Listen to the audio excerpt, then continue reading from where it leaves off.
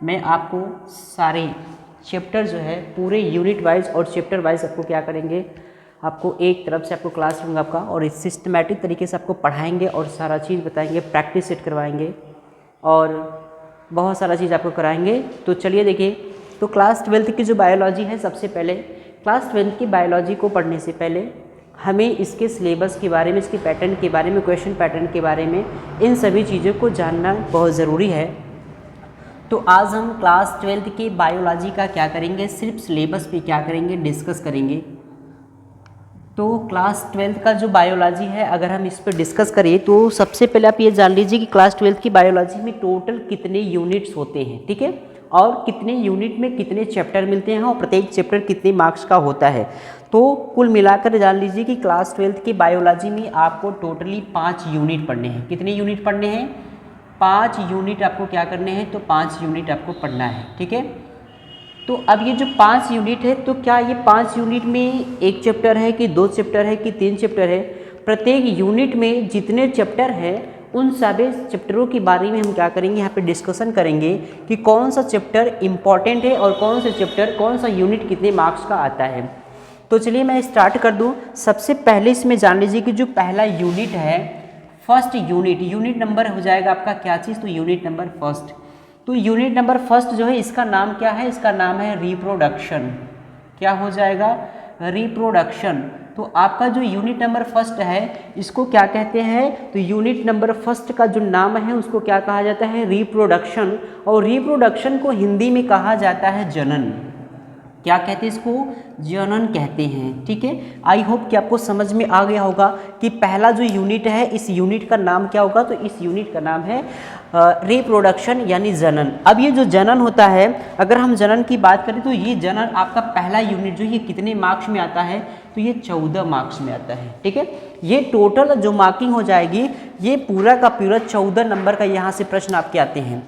तो पहले यूनिट में इसका जब नाम हो जाएगा वो क्या हो जाएगा, रिप्रोडक्शन, और इसको हिंदी में क्या कहते हैं, जनन कहते हैं। और ये कितने मार्क्स का आता है, तो 14 मार्क्स का आता है, ठीक है। अब सवाल ये उठता है कि जो रिप्रोडक्शन चैप्टर है, इस यूनिट में कुल कितने चैप्टर हैं। अगर हम इस यूनिट में चैप्टर की बात करें तो इसमें कुल मिलाकर के अगर आप देखेंगे तो इसमें जो होगा आपके कुल 3 चैप्टर हैं, ठीक है। इसमें कितने चैप्टर हो जाएंगे, 3 चैप्टर हो जाएंगे। पहला हो जाएगा पुष्पी पादपों में लैंगिक जनन, ठीक है। क्या हो जाएगा? पुष्पी पादपों में लैंगिक जनन,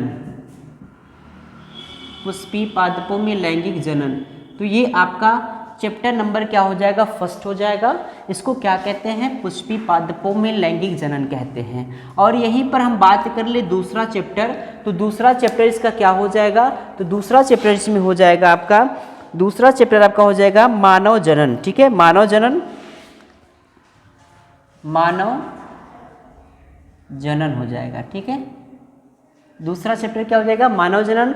और तीसरा चैप्टर क्या हो जाएगा, तो तीसरा चैप्टर आपका हो जाएगा जनन स्वास्थ्य। क्या हो जाएगा, जनन स्वास्थ्य, ठीक है। ये आपके 3 चैप्टर जो देखने को मिल रहे हैं, ये 3 चैप्टर आपके किस में मिल रहे हैं, तो यूनिट नंबर फर्स्ट में। यानी यूनिट नंबर फर्स्ट में आपके 3 चैप्टर हैं। और वो 3 चैप्टर कौन कौन से हैं, तो पहला है पुष्पी पादपों में लैंगिक जनन, और दूसरा चैप्टर है मानव जनन, और तीसरा चैप्टर है जनन स्वास्थ्य, ठीक है। तो अब ये तीन चैप्टर अगर आप पढ़ेंगे तब जाकर के आपको कितने मार्क्स मिलेंगे, 14 नंबर। तो यहाँ से आपका 14 नंबर का क्या हो जाएगा, काम हो जाएगा, ठीक है। अब हम बात कर लेते हैं यूनिट नंबर सेकेंड। तो यूनिट नंबर सेकेंड में कुल कितने चैप्टर, इसको देख लीजिए आप लोग। तो यूनिट नंबर जो सेकेंड है, इसका नाम क्या हो जाएगा, तो इसका नाम हो जाएगा, इसका आपका नाम हो जाएगा जेनेटिक्स एंड इवोल्यूशंस। क्या हो जाएगा, जेनेटिक्स एंड इवोल्यूशन। तो जेनेटिक एंड इवोल्यूशन जो है, इसको हिंदी में क्या कहते हैं, इसको हिंदी में कहा जाता है आनुवंशिकता एवं विकास। क्या कहा जाता है, आनुवंशिकता एवं विकास। तो यहाँ मैं लिख दूँ आनुवंशिकता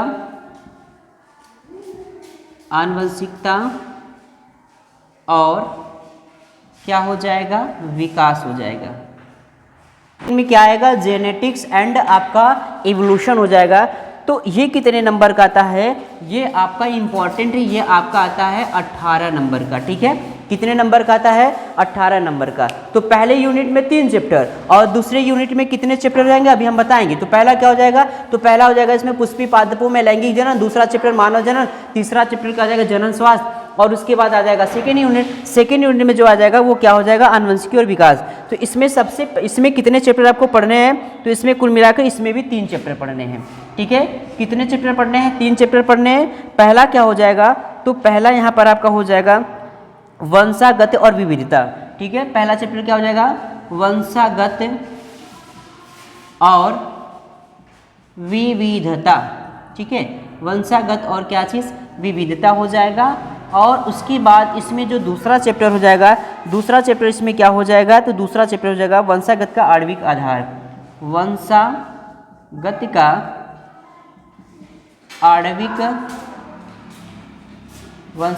आणविक आधार, ये 2 चैप्टर हो गए। और हम बात कर लेंगे इसके तीसरे चैप्टर की। तो तीसरा चैप्टर क्या हो जाएगा? तीसरा चैप्टर हो जाएगा इसमें विकास। ठीक है, तीसरा चैप्टर क्या हो जाएगा? इसमें विकास हो जाएगा। ठीक है, तो ये जो 3 चैप्टर है, ये 3 चैप्टर आपके किस में देखने को मिलते हैं? तो 3 चैप्टर आपके आनुवंशिकता और विकास में देखने को मिलते हैं। जब ये 3 चैप्टर आप पढ़ेंगे तो यहाँ से आपका 18 नंबर का क्या हो जाएगा? काम हो जाएगा। तो अब तक हम लोगों ने देखा कि जो बायोलॉजी की जो सिलेबस है, बायोलॉजी के सिलेबस में हमने 2 यूनिट को क्या किया? 2 यूनिट के सिलेबस पर डिस्कस कर लिया। तो पहला यूनिट क्या है? रिप्रोडक्शन है। और इस रिप्रोडक्शन वाले चैप्टर में आपके कितने हो जाएंगे पार्ट? तो 3 पार्ट हो जाएंगे, 3 लेसन हो जाएंगे। पहला हो जाएगा पुष्पी पादपों में लैंगिक जनन, दूसरा चैप्टर हो जाएगा मानव जनन, तीसरा क्या हो जाएगा? जनन स्वास्थ्य हो जाएगा। ठीक है, यहीं पे सेकेंड यूनिट की बात कर लेंगे। तो सेकेंड यूनिट आपका क्या है? जेनेटिक्स एंड इवोल्यूशंस, इसको हिंदी में कहते हैं आनुवंशिकता और विकास।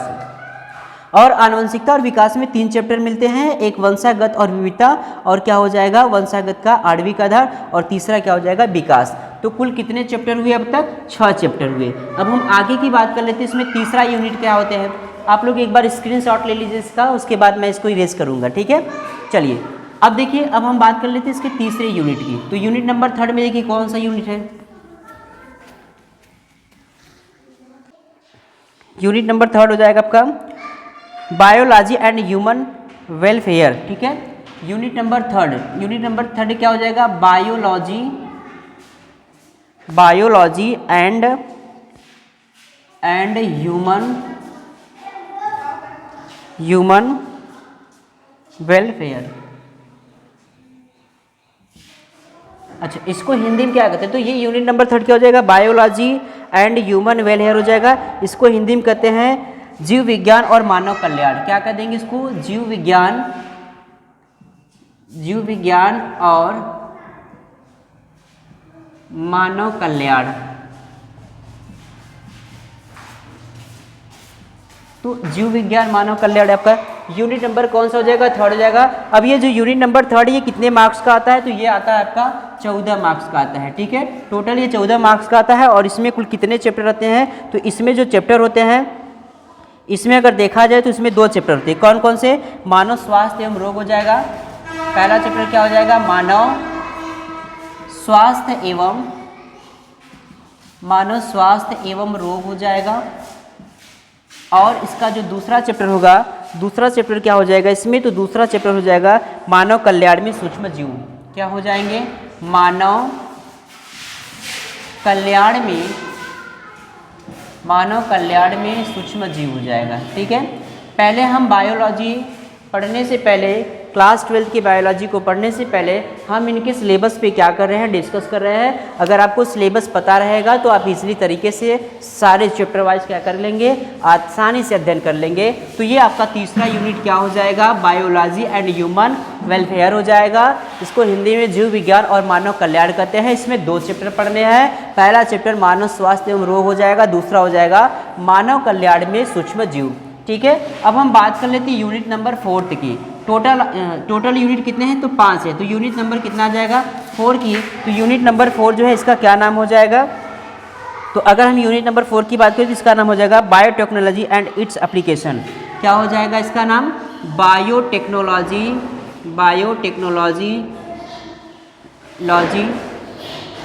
And its application. ठीक है, एंड इट्स एप्लीकेशन। एप्लीकेशन, ये आपका कौन सा यूनिट हो जाएगा, यूनिट नंबर, ये यूनिट नंबर आपका 4th हो जाएगा, ठीक है। अब ये जो यूनिट नंबर 4th यानी बायोटेक्नोलॉजी एंड इट्स एप्लीकेशन है, इसको हिंदी में क्या कहते हैं और ये कितने मार्क्स का आता है, तो यह भी आपका आता है 10 नंबर का, ठीक है। कितने नंबर का आता है, 10 नंबर का आता है। इसको जैव प्रौद्योगिकी उनके अनुप्रयोग कहते हैं, ये आपका आएगा 10 नंबर का। इसको हिंदी में क्या कहते हैं, जैव प्रौद्योगिकी एवं उनके अनुप्रयोग, ठीक है। ये आपका कौन सा यूनिट हो जाएगा, ये आपका यूनिट नंबर 4th हो जाएगा, जो कि कितने मार्क्स का आता है, ये 10 मार्क्स का आता है। और यूनिट नंबर 4th में अगर हम देखें तो यूनिट नंबर 4th जो है, इसमें जो है कितने चैप्टर पढ़ने को है, तो इसमें अगर हम बात कर लेंगे तो इसमें भी आपके 2 चैप्टर पढ़ने को मिलेंगे, ठीक है। कितने चैप्टर पढ़ने को मिलेंगे, 2 चैप्टर। पहला जो हो जाएगा वो क्या हो जाएगा, जैव प्रौद्योगिकी सिद्धांत एवं प्रक्रम, क्या हो जाएगा, जैव प्रौद्योगिकी और क्या हो जाएगा, सिद्धांत एवं प्रक्रम, सिद्धांत एवं प्रक्रम हो जाएगा। और इसके दूसरे चैप्टर का नाम क्या हो जाएगा, दूसरा चैप्टर इसमें जो होता है, दूसरा चैप्टर जैव प्रौद्योगिकी एवं उसके अनुप्रयोग, ये हो जाएगा जैव